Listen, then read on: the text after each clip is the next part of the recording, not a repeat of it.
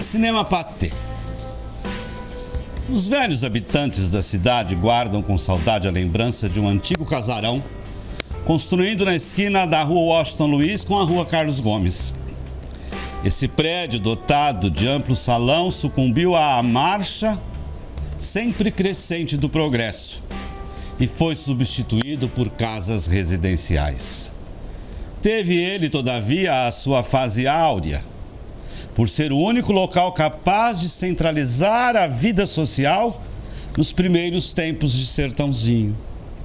Um grupo de 24 cidadãos idealistas, de boa vontade, almejando dotar a pequena vila de um local para recreação onde pudessem realizar tertúlias literárias, conseguiu, após muitos esforços, os sacrifícios de edificar o prédio do clube.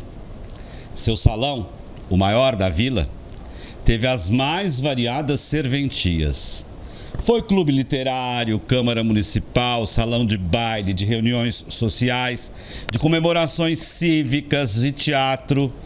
E naquele tempo era cultivado com entusiasmo. Os melhores elementos da cidade organizavam grêmios que proporcionavam à população ótimos espetáculos. No velho Pathé, antes da fase cinematográfica, o empresário de uma companhia de lanterna mágica projetava as primeiras imagens móveis e vistas das grandes cidades.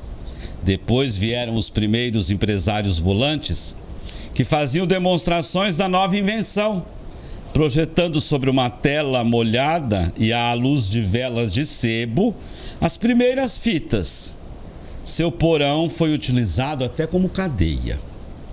Antigos moradores contam que, certa feita por descuido ou negligência do empresário numa dessas exibições, houve tremendo pânico entre os espectadores. A chama de uma das velas incendiou um monte de fitas de celuloide que se achava no chão. O público, que acompanhava o desenrolar da fita com atenção, ao ver surgir na tela um grande clarão violáceo onde dançavam sombras gigantescas, e ao ouvir os gritos de "fogo! Fogo!" lançados por um assistente alucinado, apavorou-se e procurou fugir do salão. Foi um salve-se quem puder. Neste período de tempo, o clube literário passou a ser denominado Cinema Pathé. Respingando fatos do passado, aparece como sendo a primeira casa de diversões exclusivamente cinematográfica. O Cine Éden, instalado pelos três irmãos João, Trajano e Luiz Gouveia, que adaptaram para este fim uma casa do senhor Vitor Mamana. O Cinema Éden, durante muitos anos, foi o ponto de reunião da mocidade da época. O Cine Zeni. Com o desaparecimento do Cine Éden e com a decadência do Cinema Pathé, com as suas instalações antiquadas, o acanhado salão, o capitão Luiz Guimarães Júnior, Lulu Guimarães, aventou a ideia de dotar-se Sertãozinho de um prédio com amplo salão para teatro, cinema e mais dependências anexas para bilhares, bar e biblioteca. Nesse interim, por volta de 1915, o senhor Horacílio Gomes Martins, o Lico, então lançador da prefeitura, sabendo da existência em Pontal de um aparelho projetor encostado e de muitas cadeiras, opinou adquirir esse material e construir em Sertãozinho um grande barracão para cinema. Entrando em entendimento com o capitão Luiz Guimarães Júnior, vingou a ideia de construir-se não um barracão, mas um prédio próprio, cujo orçamento, feito pelo construtor Luiz Pedro, ficou em 40 contos de réis.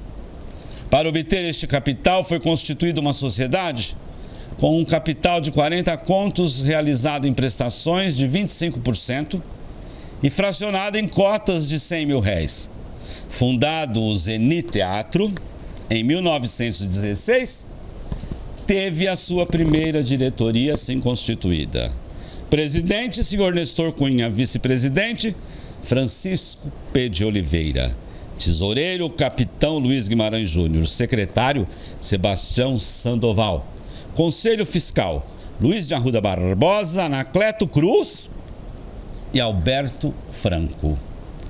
O primeiro arrendatário do Zeni foi a firma Pelicione e Donati. Mais tarde, a sociedade do Zeni, representada pelo senhor Pedro de Carvalho, manteve-se até 1932, não sem vencer grandes dificuldades. Alugado ao senhor Alberto dos Santos por R$100 mil mensais, teria sido fechado o cinema se não fosse a boa vontade do senhor Henrique Maresca, Atílio Magon Colle e outros. De comum acordo, os acionistas dissolveram a diretoria, doando a maioria deles suas ações à Santa Casa de Misericórdia de Sertãozinho. Algum tempo mais tarde, 2 jovens sertanezinos compraram o prédio a 20 contos de réis. Tendo falecido um dos sócios, o saudoso Valentim Brasil Bonini, Enéas Bordim, por alguns anos, dirigiu com pulso firme a tradicional casa de espetáculos. Adquirindo o Cine Zeni Teatro pelo senhor Donato Bonini, introduziu ele grandes melhoramentos, tanto no prédio como na aparelhagem, dotando o Sertãozinho de ótima casa de diversão. O Cine para Todos.